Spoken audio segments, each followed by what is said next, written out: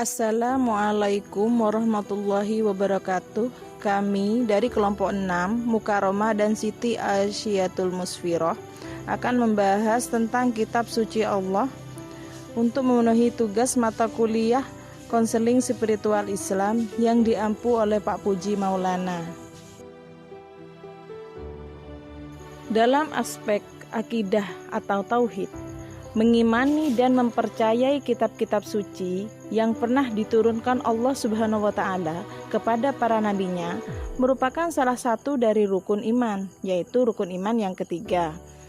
Pengejawantahan rukun iman yang ketiga ini pada dasarnya adalah meyakini bahwa Allah Subhanahu wa Ta'ala memiliki kitab-kitab yang diturunkan sebagai wahyu kepada nabi-nabinya.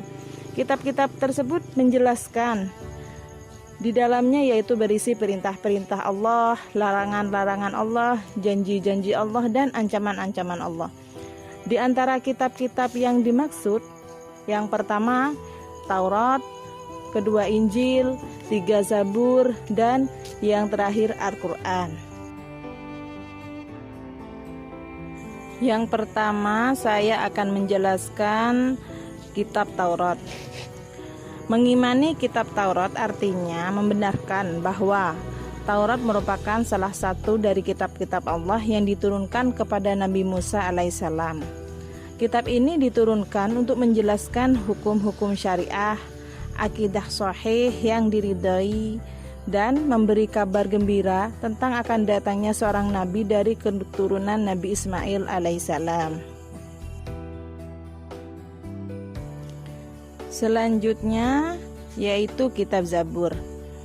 Mengimani kitab Zabur artinya meyakini bahwa Zabur merupakan salah satu di antara kitab-kitab Allah diturunkan kepada Nabi Daud alaihissalam. Kitab ini memuat kalimat-kalimat doa, zikir, nasihat, dan hikmah. Hanya saja isi dari kitab Zabur ini di dalamnya tidak terdapat hukum-hukum syariat, karena Nabi Daud alaihissalam diperintahkan mengikuti syariat Nabi Musa alaihissalam. Nah, untuk yang ketiga yaitu kitab Injil, di mana kitab Injil ini diturunkan kepada Nabi Isa alaihissalam. Mengimani kitab Injil ini artinya meyakini bahwa Injil juga merupakan salah satu dari kitab-kitab Allah yang diturunkan kepada Nabi Isa alaihissalam.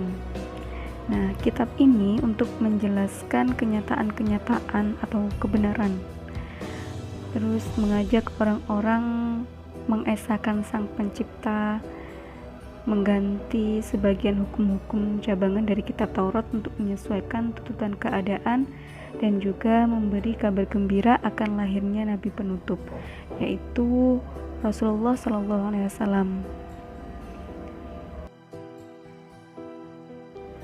Nah, untuk yang terakhir yaitu kitab suci Al-Quran. Meyakini bahwa Al-Quran adalah kitab Allah yang paling mulia adalah kewajiban bagi setiap muslim di dunia ini. Allah menurunkan kitab Al-Quran ini kepada Nabi termulia di antara nabi-nabi lainnya, yakni Nabi Muhammad SAW. Inilah kitab ilahiyah yang terakhir diturunkan. Hukum yang terkandung di dalamnya pun abadi sampai hari kiamat, serta tidak mungkin mengalami perubahan. Al-Quran ini menjadi tanda terbesar kenabian Muhammad SAW karena merupakan mukjizat yang paling agung.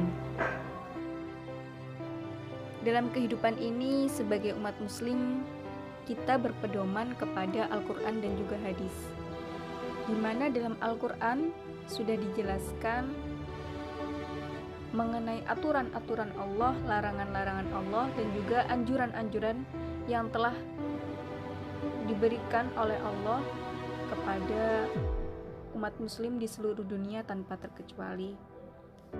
Sebagai makhluk hidup yang bernyawa, tentulah kita akan mengalami berbagai macam masalah yang melanda dalam kehidupan kita sehari-hari. Namun kita harus percaya bahwa ketika Allah memberikan kita suatu permasalahan, ketika menguji kita dengan suatu permasalahan, maka Allah pasti akan menyertakan solusinya Dalam Al-Quran sendiri sudah dijelaskan pada surah Al-Insyirah bahwa setiap ada kesukaran pasti akan ada kemudahan. Ini menunjukkan bahwa setiap Allah menurunkan atau memberikan kita cobaan atau masalah, pasti Allah sudah menyertakan solusinya.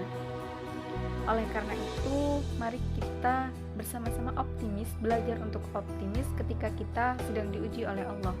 Sebab mengapa? Kita harus meyakini bahwa Allah itu maha adil. Allah itu tidak tidur, Allah itu maha mendengar, dan Allah maha segala-galanya. Nah, begitulah pemaparan sedikit dari kami. Jika mungkin ada salah kata, kami mohon maaf dan semoga bermanfaat. Wallahul muwaffiq ila aqwamit thoriq. Wassalamualaikum warahmatullahi wabarakatuh.